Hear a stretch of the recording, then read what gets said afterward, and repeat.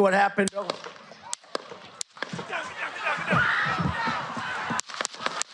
They're like, hey man, there's a guy on the roof with a rifle. And the police were like, huh, what? You know, like they didn't know what was going on. Hours after witnesses described what they saw and even shared video they recorded, on the roof! the security failure has become even more dramatic.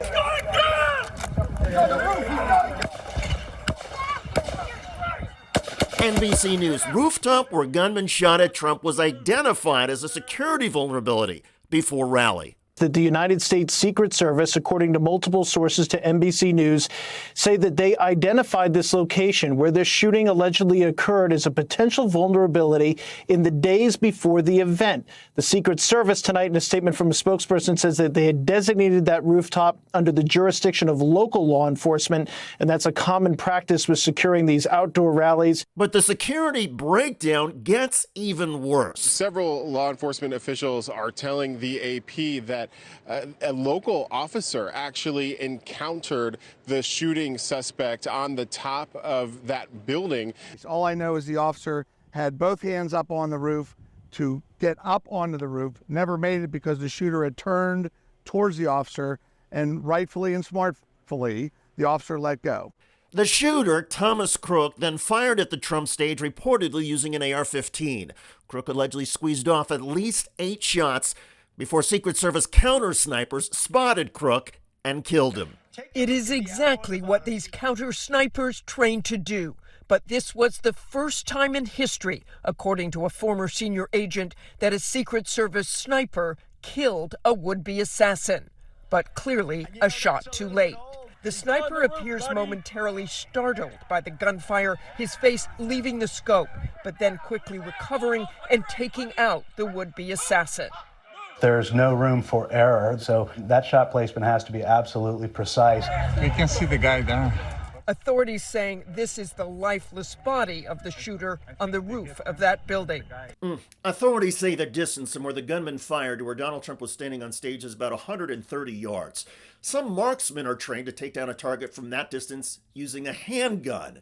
And many hunters using a rifle will hit a target from 500 yards. Professional snipers in the military or government, they're expected to be accurate at 1,500 yards. In other words, experts say that Donald Trump benefited from Thomas Crook being one of the worst shots imaginable. Also, Donald Trump turned his head slightly at the moment Crook started firing. Ballistic experts say it appears Crook went for a headshot instead of a bullet aimed at Trump's body. And if Trump had been hit with a body shot to the back or chest from an AR-15, authorities say Donald Trump likely would have been killed. It all means that Donald Trump was exceptionally lucky because not only was there an epic security breakdown that enabled the shooter to get on the roof so close to begin with, but the shooter had limited skills. All of this is fueling a lot of conspiracy theories and raising an endless number of questions. Why did the local police not respond faster to eyewitnesses pointing out the man climbing on the roof?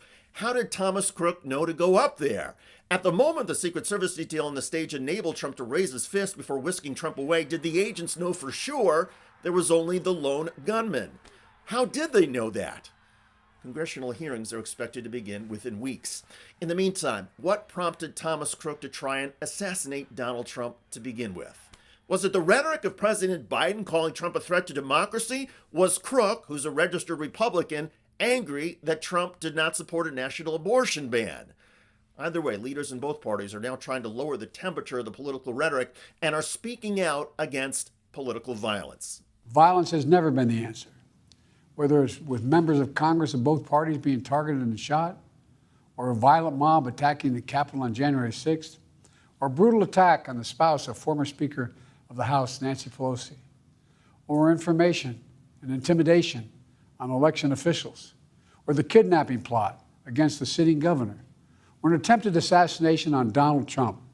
There is no place in America for this kind of violence, or for any violence ever. The Biden speech was widely praised, even by conservatives on Fox News. He needed to be out there. He needed to say something as a leader of the executive branch. I think his message was just right. I think most Americans would look at it and say, absolutely, Mr. President, you're right. The few stumbles he had may have been a further reminder of his frailty, but nonetheless, he did what he could, I thought. As for Donald Trump, a reporter with the Pittsburgh Post-Gazette spoke with Trump hours after the shooting. And he said In that moment, he understood that everything had changed for the country and for himself. What did he tell you he's going to focus on now? He said he was going to focus on bringing the country back together. He thought that it was very, very important that in that moment, when that happened to him, he understood this is what what he wants to do, what he's supposed to do. And he talked a lot about when he stood up, and there's that sort of iconic moment when he puts his fist up. And he told me that he really wanted to project to people. He said it wasn't about him at that moment. He wanted to project to those people, and he says he loves these people, and they are the backbone. This is a Rust Belt area. This is a blue-collar, white, working-class, mostly crowd. And he wanted to project to he thought it was important to project to the country in that moment that everything was okay. That he was okay and the country was okay. Showing graciousness, attempting unity, and ending the nasty rhetoric could go a long way for Donald Trump politically. By all accounts, the assassination attempt has generated sympathy for Trump across the political spectrum, and that sympathy could remain if Trump does not overplay his hand. Trump's own campaign advisors are said to be delighted that Donald Trump wants to turn over a new leaf and be a unifying force instead of a symbol of hatred and division. It's the sort of approach that, if sustained, could soften some of the political and policy opposition to Trump. But already, the calls for unity are being ignored by top Republicans. Ohio Senator J.D. Vance wrote on X, "The violence is not an isolated incident. The central premise of the Biden campaign is that President Trump is an authoritarian fascist who must be stopped at all costs. That rhetoric led directly to President Trump's attempted assassination."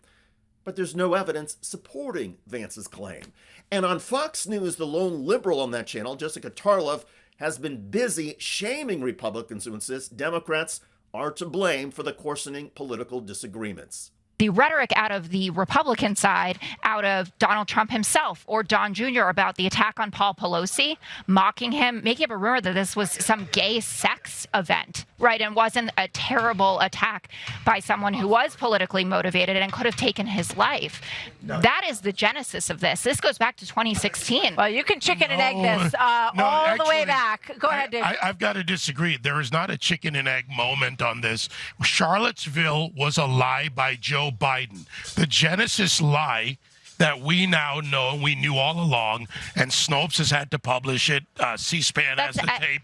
That is the beginning of this dividing of America. Are you kidding me? And while there's rhetoric on both sides, let's say this, the mostly peaceful summer, Antifa, BLM.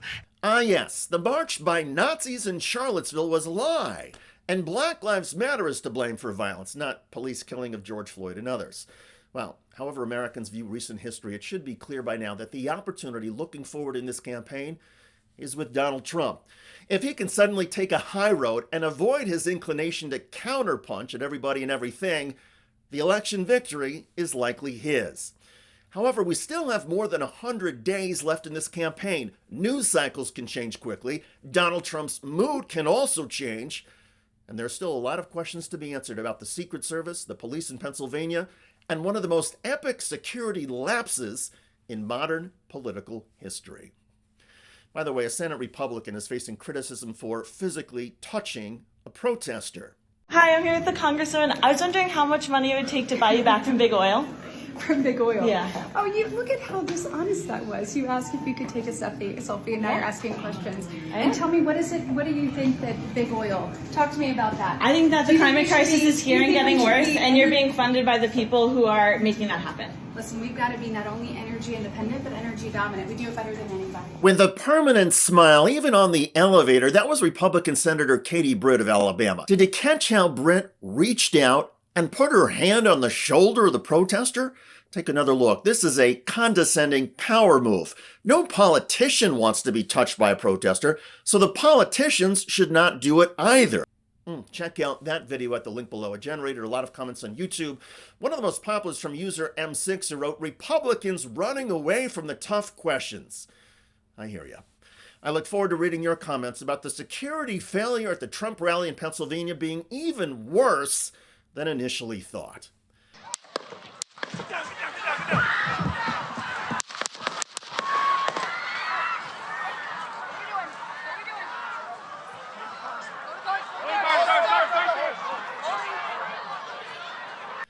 I'm David Shuster.